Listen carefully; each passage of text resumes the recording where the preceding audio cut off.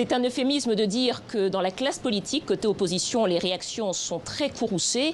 Nous avions rendez-vous avec Félix Tshisekedi, nous n'avons finalement pas pu le rencontrer, je n'ai pas non plus pu lui parler, je ne serais donc pas capable de vous dire quelle est sa position.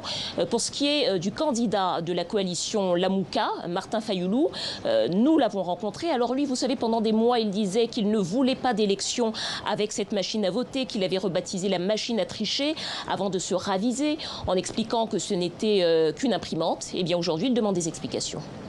La CENI est prise la main dans le sac. Nous sommes défaits du piège CENI, du piège FCC qui voulait à ce que nous boycottions les élections. On a dit on ne boycotte pas, prouvez-nous que vous allez imprimer, vous imprimez, l'électeur prend et il jette dans l'urne. Du côté de ce qu'on appelle les petits candidats, eh bien, on explique que tout cela n'a rien de surprenant, que depuis des mois, on dénonçait cette machine à voter, qu'elle ne pouvait pas garantir des élections transparentes. C'est exactement le discours de Marie-Josée Ifoku. Elle est la seule femme candidate à la présidentielle. Et aujourd'hui, elle demande tout simplement la démission de toute l'équipe de la CENI, la Commission électorale nationale indépendante. Clairement, nous ne pourrons pas avoir des élections crédibles et transparentes. Nous allons vers un chaos.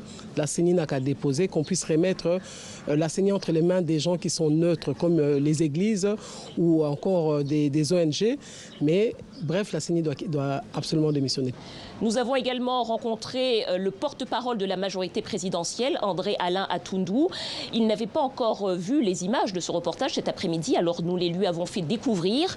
Il les a regardées avec beaucoup d'attention, à certains moments gênés, parfois amusés, avant de balayer tout cela du revers de la main en expliquant que ce n'avait pas beaucoup d'importance. Je vous propose d'écouter ce qu'il en dit. Aucune disposition au monde ne peut empêcher la tricherie. Aucune.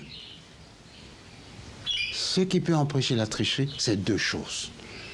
La conscience républicaine de chacun, de chaque responsable, et la présence des témoins pour constater, pour éviter le moment, les points faibles où on peut tricher. C'est tout.